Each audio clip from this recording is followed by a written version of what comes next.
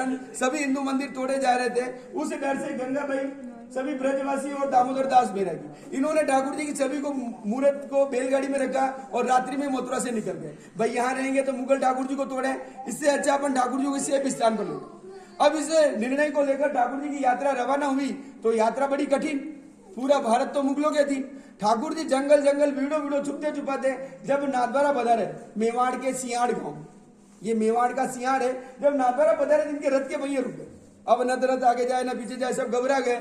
कहते हैं गंगाबाई ठाकुर जी से बात करते, तो इन्होंने ठाकुर जी से इच्छा जाहिर की, प्रभु यहाँ रथ रुकने का क्या कारण है? तो ठाकुर जी का हंस के आदेश हुआ, गंगाबाई ये सारी लीला मेरी, यहाँ मैं अपने एक भक्त का वचन पूरा करने के लिए आया हूं, क्योंकि इंसान हो तो चल कर आए, मूर्त को कैसे लो?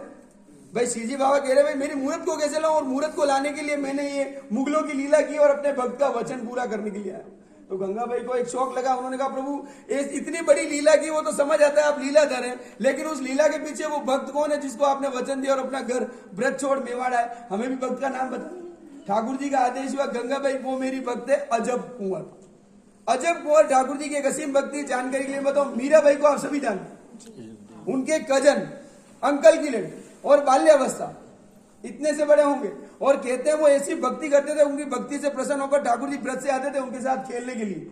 चौपड़ पासा जो बच्चा लोग क्या कहते हैं, वो लूडो खेलने के लिए ठाकुर जी ब्रज से एक छोटी सी बच्ची के साथ खेलने आते थे। लेकिन अब वो छोटी बच्ची इस खेल की पारंगत थी, प्लेयर खिलाड़ी थी, तो वो हारना मुश्किल था। लेकिन ठाकुर जी की जब सब भी खेलती तो उसको लगता ठाकुर जी हारने वाले, क्योंकि वो खिलाड़ी थे। वो क्या करते, चीटिंग करते, ठाकुर जी के पास से पलटते, ठाकुर जी को जिताते और खुद हार जाते। उन्हें आनंद आता, मेरे प्रभु जीत गए।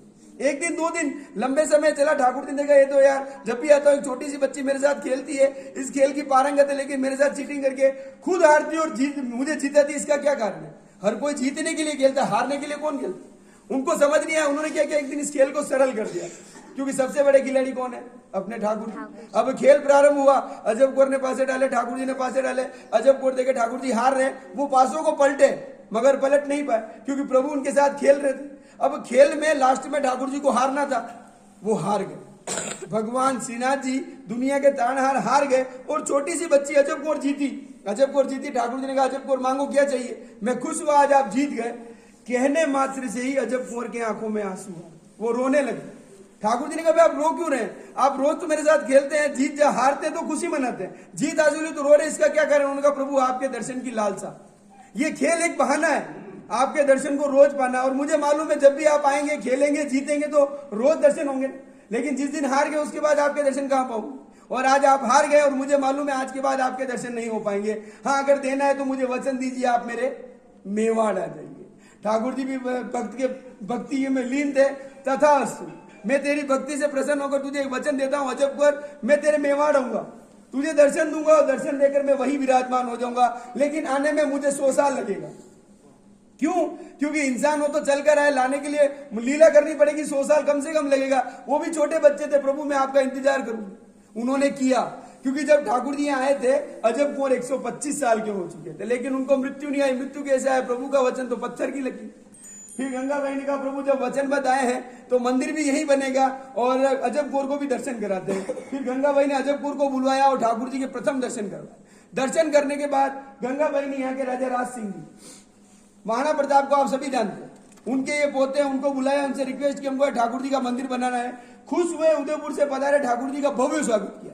और आपको जानकारी हो तो पूरा भारत मुगलों के अधीन था, मेवाड़ नहीं। और मेवाड़ के राजा राज सिंह ने क्या किया, मेवाड़ के सभी राजाओं को इकट्ठा किया। उस समय ठाकुर जी को 10,000 सैनिक, हाथी घोड़ों का झुंड ठाकुर जी की सेफ्टी के लिए दिया। और गंगाबाई को वचन दिया, गंगाबाई जब तक इन 10,000 सेना के धड़ पर सर है तब तक 10 लाख मुगलों के सर कटेंगे, मगर ठाकुर जी पे आंच नहीं आएगी। ऐसा सैन्य बल देने के बाद 10 फरवरी 1672, तारीख बता रहा हूं मैं, 10 फरवरी 1672 में राजा राज सिंह ने ठाकुर जी का यहाँ हवेली बनाया था। लगभग 353 साल इस वचन को बीत चुके हैं और ठाकुर जी अपना वचन निभाए, आज भी लीलाओं को अंजाम देते हैं और आप सभी वैष्णव को दर्शन देकर आनंदमय करते हैं। जय श्री कृष्ण। अब आप